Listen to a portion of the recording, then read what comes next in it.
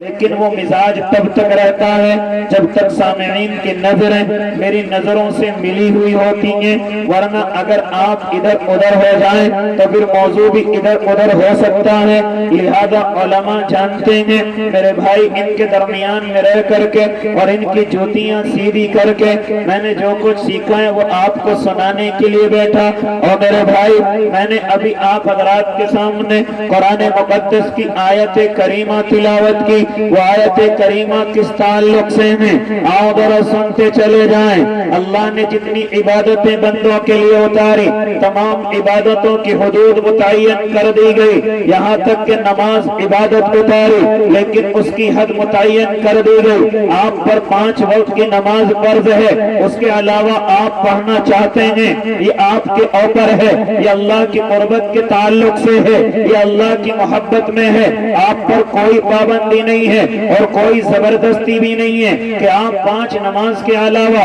اور نمازوں کا اہتمام کریں، نہ روکا گیا اور نہ زبردستی کی گئی، بلکہ جو یہ چاہے کہ اللہ کے قریب ہو جائے تو اس کو چاہیے کہ وہ نمازوں میں بڑھوتری کر لے، جو چاہے کہ اللہ کا دوست بن جائے وہ راتوں کو اٹھ کر کے اپنے اللہ کے سامنے آنسو بہائے، جو یہ چاہے کہ میں اس زمین کا ولی کامل ہو جاؤں تو اس کو چاہیے کہ وہ اللہ کی عبادت میں اور خاص طور سے تہجد کی نماز کی پابندی کر لے۔ لیکن کہنے کا مقصد یہ نہیں، صرف اتنا بتلانے لگا کہ اللہ کی طرف سے جو فرض نمازیں کی گئی ہیں وہ صرف اور صرف 5 ہیں۔ اگر ان کو ادا کرو گے اللہ کو راضی کرو گے، اور اگر ان کو ادا نہیں کرو گے تو کل قیامت کا میدان ہوگا اور تمام کے تمام انسان جو اللہ کو مانتے ہوں گے اللہ کے دیدار کو دیکھ کر کے فوراً سجدوں کے اندر چلے جائیں گے، لیکن کچھ لوگ ایسے ہوں گے کہ جن پر سجدہ نہیں ہوگا،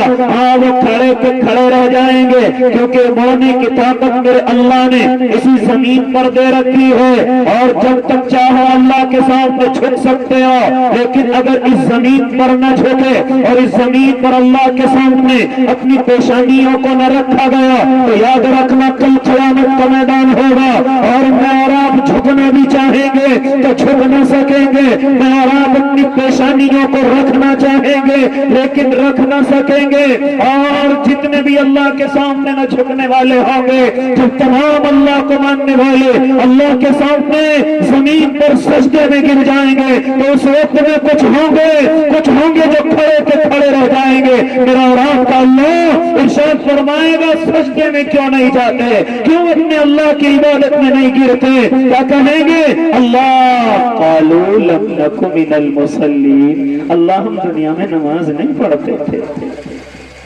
اس لیے نہیں جھکا جا رہا ہے ہم پہ اس زمین کے بعد۔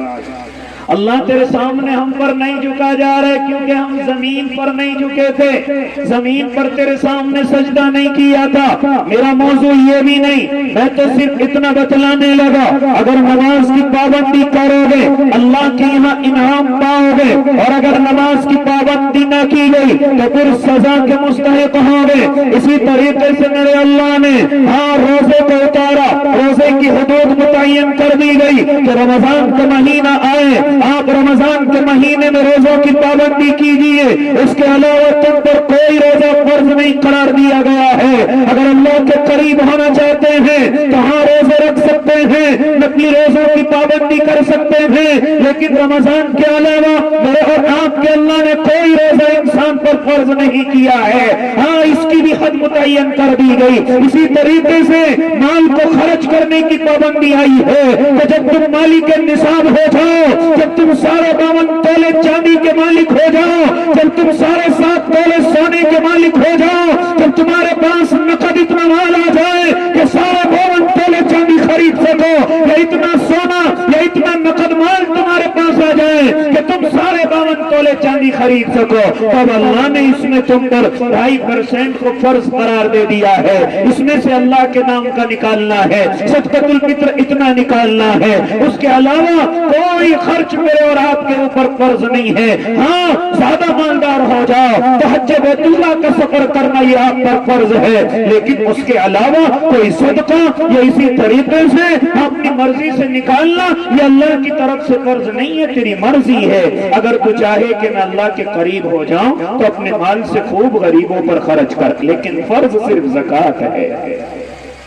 فرض صرف حج ہے، واجب صرف صدقۃ الفطر ہے۔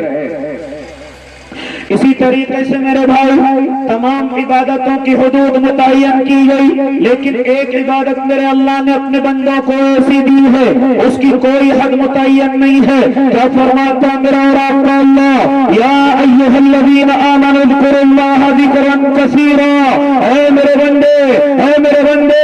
جب تم مجھے یاد کیا کر تو اس کی تیرے لیے کوئی حد متعین نہیں ہے، جب تجھے میری یاد آ جائے تو فوراً مجھے یاد کر لیا کر، اس کے لیے کوئی جگہ بھی متعین نہیں ہے، اس کے لیے کوئی وقت بھی متعین نہیں ہے، اس کے لیے کوئی موسم بھی متعین نہیں ہے کہ جس طریقے سے نماز کا ایک وقت متعین کر دیا گیا، روزے کا مہینہ متعین کر دیا گیا، زکوٰۃ کا سال میں ایک مرتبہ نکالنا متعین کر دیا گیا، فدیے کا اور فطرے کا ایک مرتبہ نکالنا متعین کر دیا گیا، اور زندگی میں ایک مرتبہ حج کو اللہ رب العزت نے فرض کر دیا۔ لیکن جب بات ذکر کی آئی ہے، اے میرے بندے، جب تم میرا ذکر کرنا چاہے کوئی پابندی نہیں ہے، کوئی وقت کی تعین نہیں ہے، کوئی موسم کی تعین نہیں ہے، ہاں کوئی کسی بھی وقت کی تعین اللہ کی طرف سے نہیں کیا گیا۔ کیا فرمایا میرے اور آپ کے اللہ نے، یا ایھا الذین آمنوا اذکروا اللہ ذکرا کثیرا،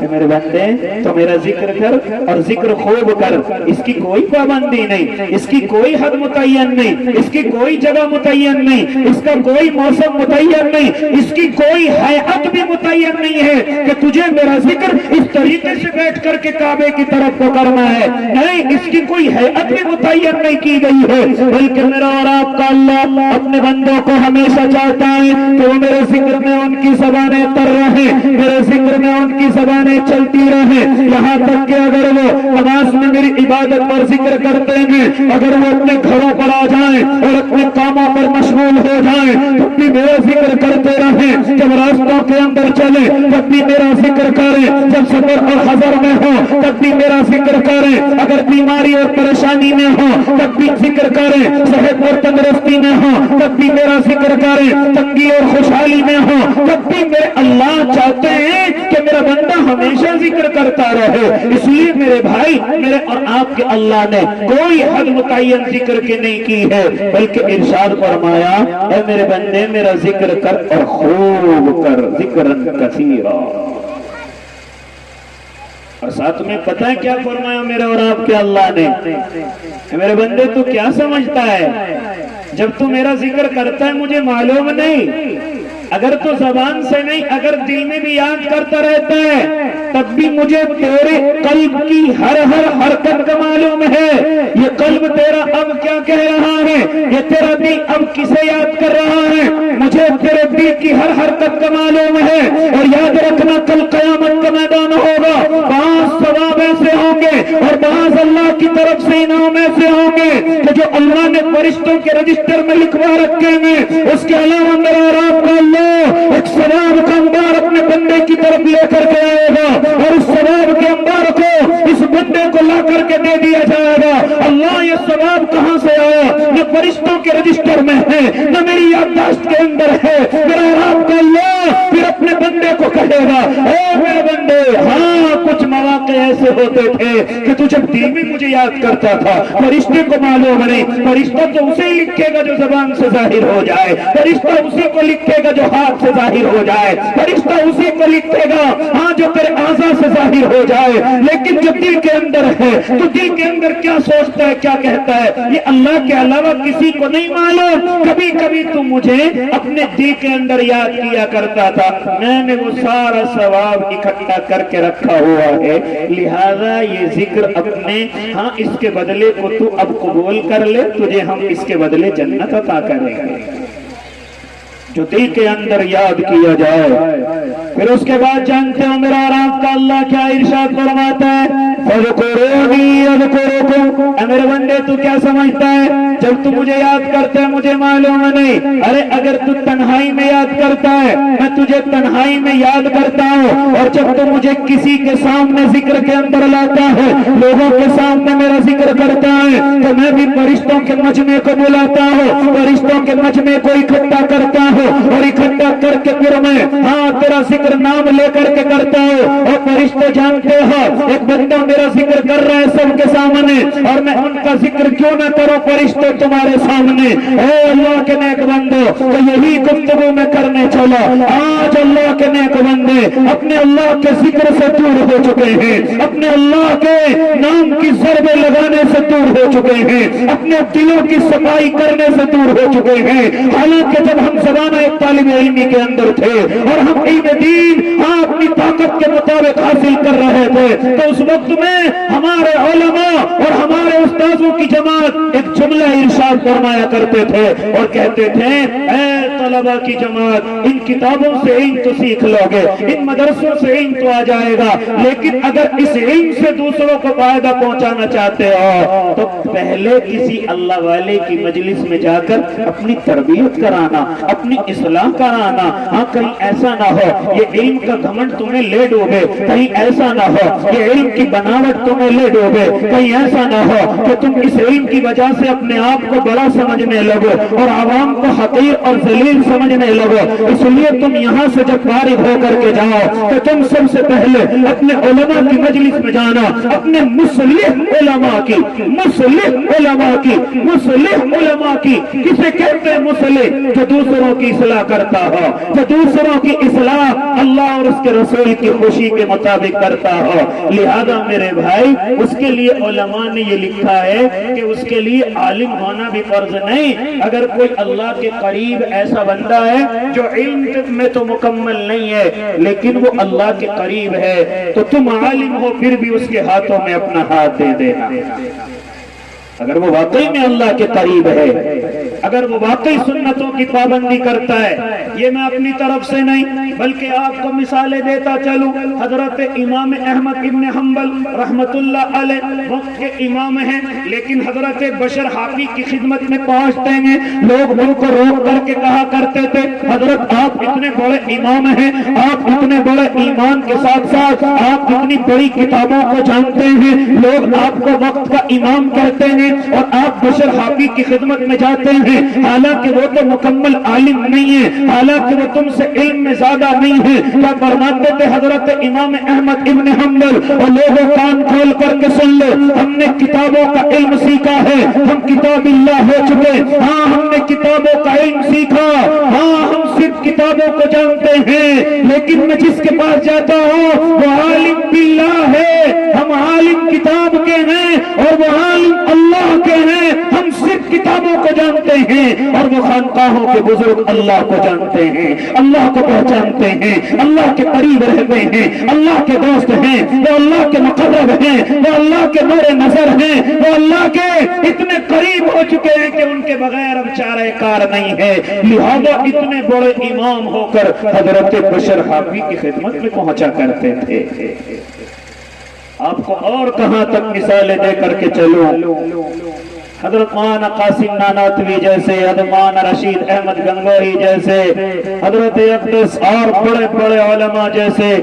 جس کے مرید اور جس کے غلام تھے وہ حضرت حاجی امداد اللہ مہاجر مکی، لیکن کیا فرماتے علماء؟ باقاعدہ عالم نہیں۔ اے اللہ کے بندو، یہ دنیا بالکل الگ ہے، اس کے لیے علم شرط نہیں ہے، علم اچھی چیز ہے لیکن علم شرط نہیں ہے، علم سے ان کو اور زیادہ ترقی ملتی ہے، لیکن علم اس دنیا کے لیے اتنا شرط نہیں ہے کہ بالکل ضروری باقاعدہ طور پر عالم ہونا چاہیے، کسی مدرسے اور بڑے مدرسے کی سند اس کے پاس ہونی چاہیے۔ نہ میرے بھائی، اگر کوئی اللہ کے قریب ہونا چاہے وہ اپنے علماء سے رابطہ کرے اور قرآن اور حدیث کے مطابق اپنے اللہ کی طرف چلتا چلا جائے، روتا چلا جائے، راتوں کے اندھیروں میں اٹھ کر کے اپنے اللہ کو مناتا چلا جائے۔ اسی لیے تو علماء نے جہاں مدرسوں کے ترتیب کو لوگوں کے لیے قرار دیا ہے، جہاں دعوت و تبلیغ کو قرار دیا ہے، وہی علماء نے اپنے طالب علموں کو خاص طور سے یہ کہا تھا کہ اگر واقعی میں دنیا کو اور لوگوں کو فیض پہنچانا چاہو تو پہلے کم از کم 1 سال کسی بزرگ کی خدمت میں چلے جانا، کسی اللہ والے کے ہاتھوں میں اپنا ہاتھ دے کر کے اس کے غلام ہو جانا، یقیناً جب تم اس کے غلام ہو جاؤ گے تو اس علم سے پوری دنیا تمہارے فیض اٹھائے گی، اس علم سے پوری دنیا تمہارے جھک کر کے تمہیں سلام کرے گی۔ ہاں، نکلتے ہی مدرسوں سے فوراً لوگوں کے اوپر مسلط نہ ہو جانا، ورنہ پھر ایسا ہوگا نہ عوام تمہیں قبول کرے گی اور نہ تمہیں عوام پسند آئے گی۔ لہذا اگر چاہو کہ اس دنیا میں ہم علم کے مطابق کام کریں تو علماء کے لیے بھی ہمارے استاذوں نے یہ شرط لگائی تھی کہ کم از کم 1 سال کسی بزرگ کی خدمت میں پہنچنا۔ جب عالم کے لیے شرط ہے تو عوام کے لیے کیوں شرط نہیں؟ آج اسی وجہ سے تو بگاڑ آتا ہے۔ میں اور آپ 2-4 کتابوں کا مطالعہ کر کے اپنے آپ کو بڑا، 2-4 وقت اللہ کے راستے میں نکال کر کے سب کو چھوٹا، میں اور آپ بھی اسی بیماری کے اندر مبتلا ہوتے ہیں۔ شیطان مجھے اور آپ کو گھیرتا ہے، حالانکہ میں مدرسوں کی گفتگو کرنے لگا، وہاں کے طلبہ کی گفتگو کرنے لگا، اگر میں یہ دیکھوں کہ دعوت و تبلیغ کے نظام کے اندر بھی یہی شرط لگائی گئی کہ اپنا تعلق کسی بزرگ کسی اللہ والے سے رکھنا، اور خالی لگائی نہیں گئی، آؤ تمہیں لے کر کے چلو حضرت مولانا الیاس رحمت اللہ علیہ، اللہ ان کی قبر پر کروڑوں رحمت نازل فرما دینا۔ اور میرے بھائی جب کبھی بڑے تقاضوں سے واپس آتے، جب کبھی بڑے تقاضوں سے واپس لوٹتے تو لوٹتے ہوئے سب سے پہلے حضرت رائے پوری کی خدمت میں پہنچا کرتے تھے اور وہاں کی خانقاہ میں جا کر اللہ اللہ کی ضربیں لگایا کرتے تھے۔ حضرت رائے پوری دیکھ کر کے کھڑے ہو جایا کرتے تھے اور کہتے تھے مولانا الیاس تم اللہ کے لیے بڑی محنت کرتے ہو، تمہیں اس خانقاہ میں آنے کی ضرورت کیا ہے؟ لیکن ذرا جملہ یاد کرو، حضرت مولانا الیاس رحمت اللہ علیہ کا وہ جملہ یاد کرو کہ جس میں حضرت فرمایا کرتے تھے، حضرت رائے پوری یہ میں آپ کے لیے نہیں بلکہ رب کعبہ کی قسم جب میں دنیا کے تقاضوں پر ہوتا ہوں تو ان تقاضوں پر چلتے ہوئے، ہاں جب میں بڑے بڑے لوگوں کو اپنے سامنے دیکھتا ہوں اور بڑے بڑے دسترخوانوں کو اپنے سامنے دیکھتا ہوں اور بڑی بڑی سواریوں کو اپنے پیروں کے نیچے دیکھتا ہوں، حضرت رائے پوری میرے دل کے اندر ایک عجب پیدا ہو جاتا ہے، میرے دل کے اندر ایک میل اور کچیل آ کر کے جم جاتا ہے۔ اللہ کی قسم رائے پوری صاحب جب تک میں تمہاری خدمت میں اس خانقاہ میں آ کر جب تک میں اللہ اللہ کی ضربیں نہیں لگا لیتا وہ میل کچیل میرے دل سے نہیں نکلتا، وہ عجب میرے دل سے نہیں نکلتا، وہ شیطانی راستے جو میرے دل میں جگہ کر لیتے ہیں آپ کی خدمت میں آ کر اللہ کی قسم وہ ختم ہو جاتے ہیں۔ نعرہ تکبیر، نعرہ تکبیر، علماء دیوبند، علماء دیوبند، مفتی خالد صاحب، نعرہ تکبیر۔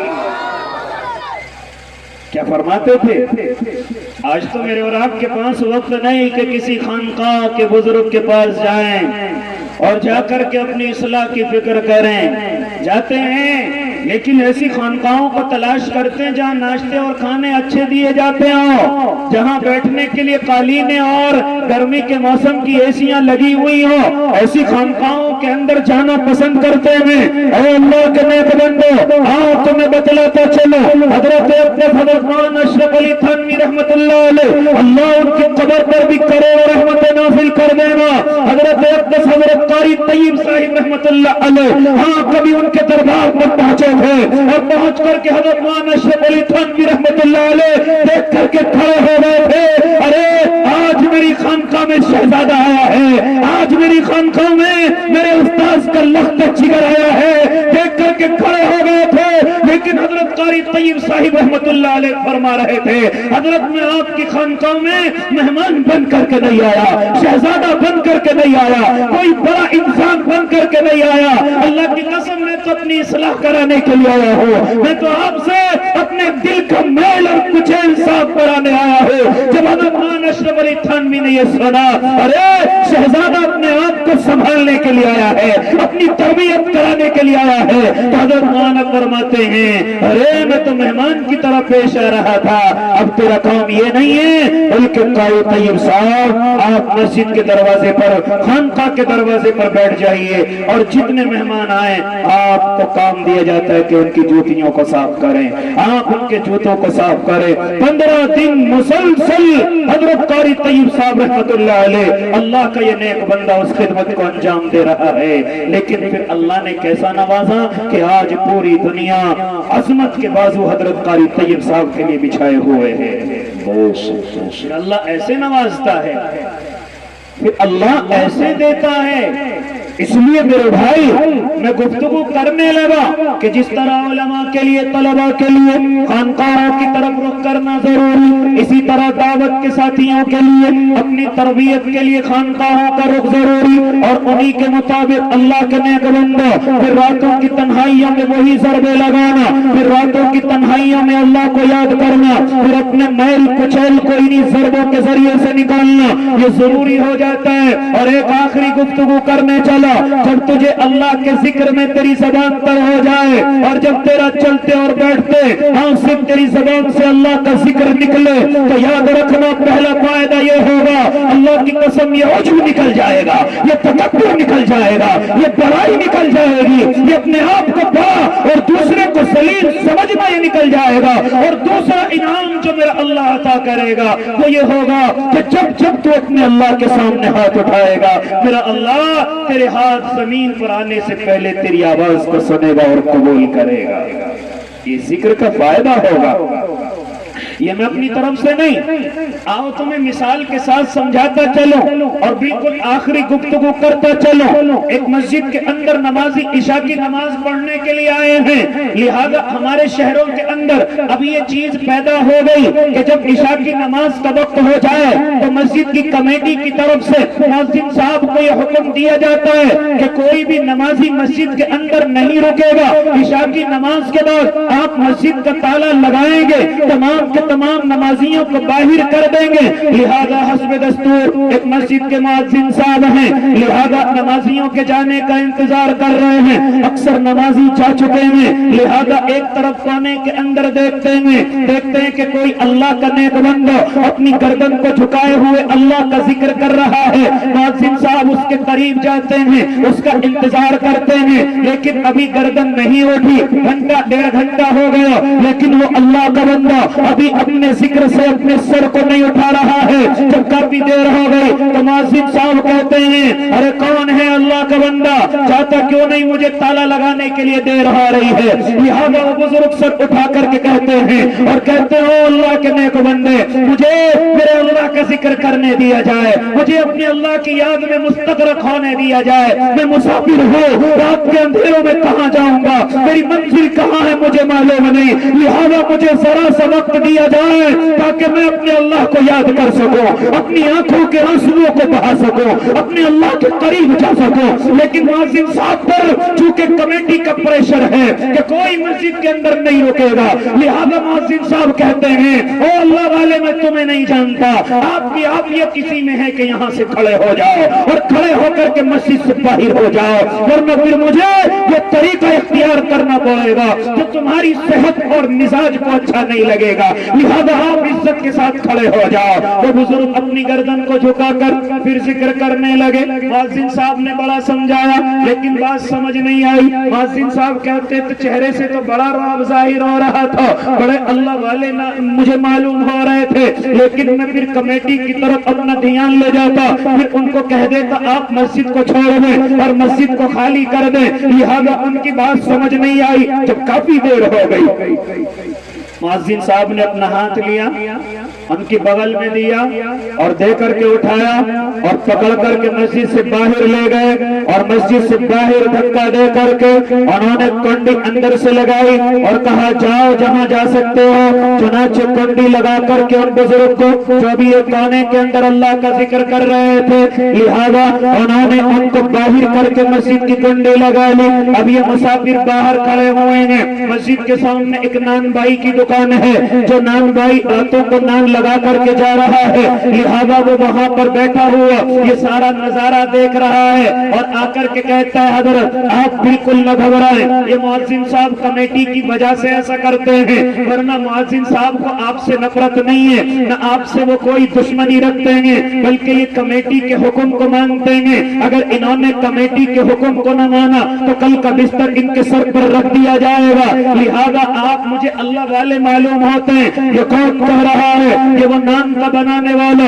वो नान भाई जो रात को तंदूर बंद करके अपने घर की तरफ जाने वाला है। लिहाजा वो इस बुजुर्ग को देखता है और देख करके कहता है ऐ अल्लाह के वली, तुझे घबराने की जरूरत नहीं है, आ तू मेरे घर चल, आ तेरी आज जियाफत मैं करूंगा, आज मेरे घर का बिस्तर तेरा इंतजार कर रहा है, आज मेरे घर में तू आराम करेगा। लिहाजा ये नान को बनाने वाला हाँ इस बुजुर्ग को लेकर के आगे बढ़ा है, लेकिन ये बुजुर्ग कहते हैं कि जब मैं दूर से देख रहा था तो ये नान को बनाता हुआ भी अल्लाह का जिक्र कर रहा था, जब रास्ते के अंदर चल रहा था तब भी अल्लाह का जिक्र कर रहा था, जब अपने घर के अंदर पहुंचा तो बुजुर्ग कहते हैं कि मैं तो आराम से लेट गया, लेकिन मैंने देखा कि वो नान का बनाने वाला फिर भी अल्लाह का जिक्र कर रहा है, यहाँ तक कि पूरी रात मुझे देखते हुए हो गई कि वो अल्लाह का जिक्र करता करता पूरी रात को गुजार देता है। हालांकि देखने में एक नान का बनाने वाला, हालांकि देखने में एक मजदूर नजर आ रहा था, तंदूर की वजह से उसका चेहरा काला पड़ गया था,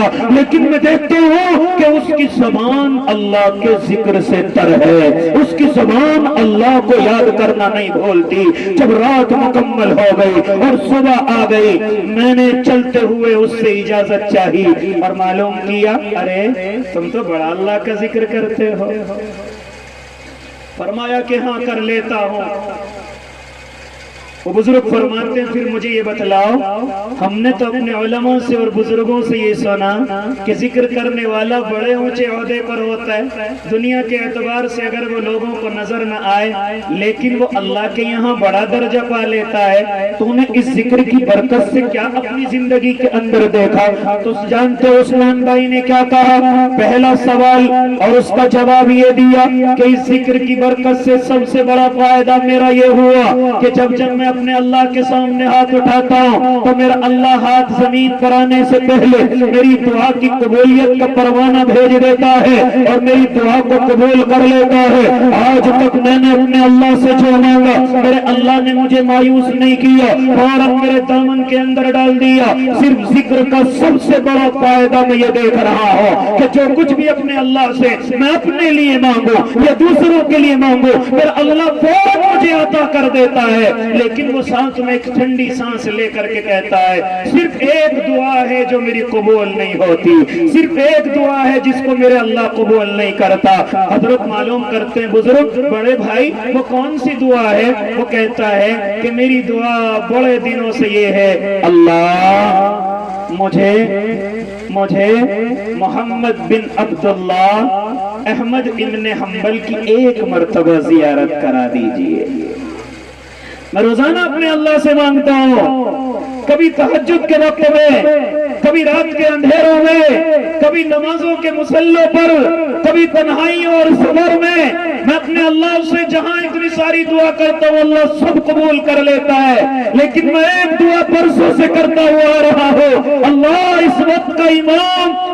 अहमद इब्न हंबल है, अल्लाह सिर्फ मैं उससे ये नहीं चाहता कि मेरा मुसाफा सलाम हो जाए, मेरा मुआनका हो जाए, मेरे अल्लाह सिर्फ मैं इतना चाहता हूँ कि उस अल्लाह के नेक बंदे की एक मर्तबा जियारत हो जाए, एक मर्तबा मैं उसके चेहरे को देख लूं। मैं अपने अल्लाह से ये दुआ मांगता हूँ लेकिन अभी तक ये दुआ कबूल नहीं हुई है। वो बुजुर्ग मुस्कुराते हैं और फरमाते हैं अल्लाह के बंदे राजी हो जा और तुझे खुशखबरी हो कि जो आज तेरे घर में मेहमान था वो कोई और नहीं, वो इमाम अहमद इब्न हंबल ही था। वो आज तेरे घर का मेहमान कौन था?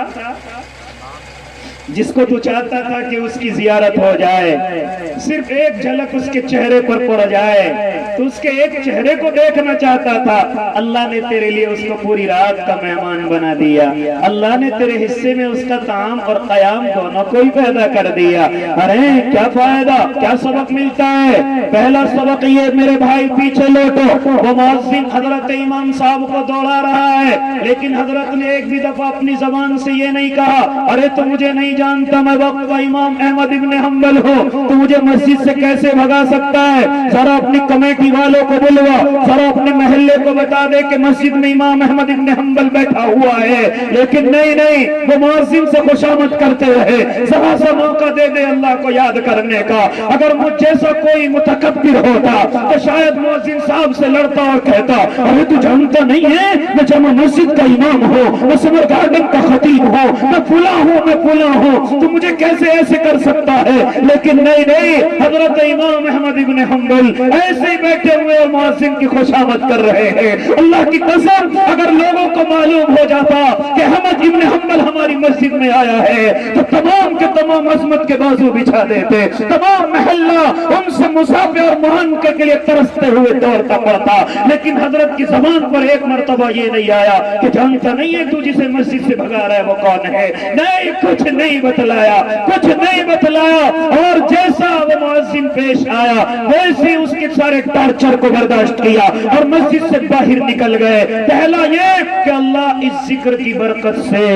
بندے کے اندر عاجزی اور انکساری پیدا کر دیتا ہے، عجب نکال دیتا ہے، تکبر نکال دیتا ہے، بڑائی نکال دیتا ہے، خود پسندی اللہ اس کے اندر سے ذکر کی برکت سے نکال دیتا ہے۔ اور دوسرا یہ کہ میرا اللہ اس ذکر کی برکت سے اپنے بندے کو مستجاب الدعوات بنا دیتا ہے کہ جو بھی یہ مجھ سے مانگے گا ہم اس کو عطا کریں گے۔ تو انشاءاللہ ارادہ کرتے ہیں کہ اللہ کا ذکر کریں گے انشاءاللہ، مدرسوں کے ساتھ ساتھ دعوت کے ساتھ ساتھ انشاءاللہ خانقاہوں کے بزرگوں کے پاس جا کر اپنے ہاتھ ان کے ہاتھوں میں دیں گے انشاءاللہ، غلامی ان کی اختیار کریں گے، اپنے دلوں کو صاف کرائیں گے۔ یہ نہ سمجھیں کہ ہمارے دل صاف ہیں، جب چیک اپ ہوتا ہے تب پتہ لگتا ہے کون کون سی بیماریاں ہیں۔ ابھی تو میں بھی یہ سمجھ رہا ہوں کہ مجھ سے بڑا نیک کوئی نہیں، لیکن جب اللہ کے ان بندوں کی خانقاہ میں پہنچے گا تو معلوم ہو جائے گا تیرے اندر کون کون سی بیماریاں ہیں،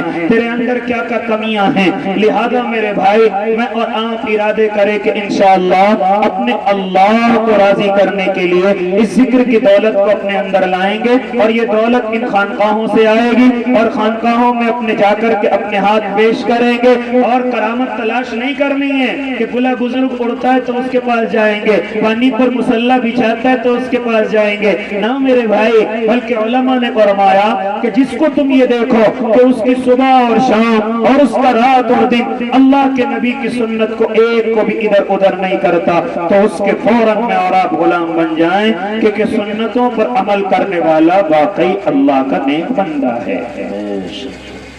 اس لیے کریں گے نا بھائی انشاءاللہ، انشاءاللہ کریں گے نا بھائی۔ کون کون جائے گا آج سے انشاءاللہ خانقاہوں میں؟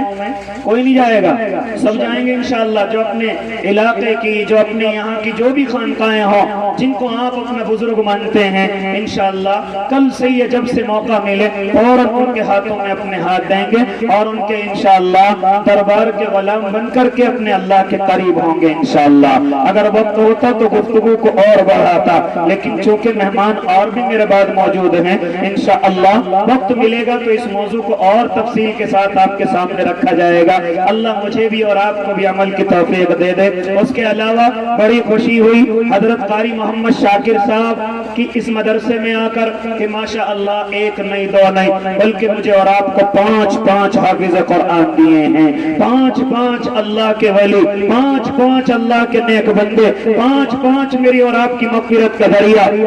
پانچ میری اور آپ کی جنت کا ذریعہ آج قاری صاحب اور اس مدرسے کی برکت سے ملا ہے۔ دعا کریں اللہ ان بچوں کو عالم بھی بنا دے، کہہ دو آمین۔ اللہ ان بچوں کو عالم کے ساتھ ساتھ مفتی بھی بنا دے۔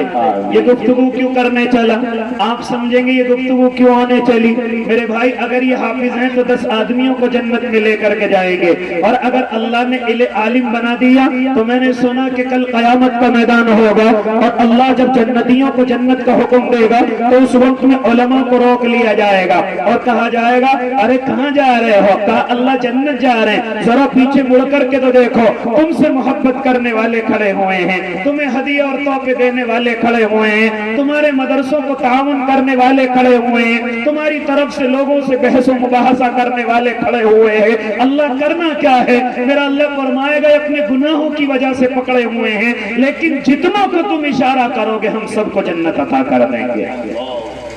تو اس لیے دعا کریں اللہ ان حافظوں کو عالم بھی بنا دے ماشاءاللہ۔ اس کے علاوہ میرے بھائی اس وقت میں آپ جانتے ہیں کہ حالات کیسے ہیں۔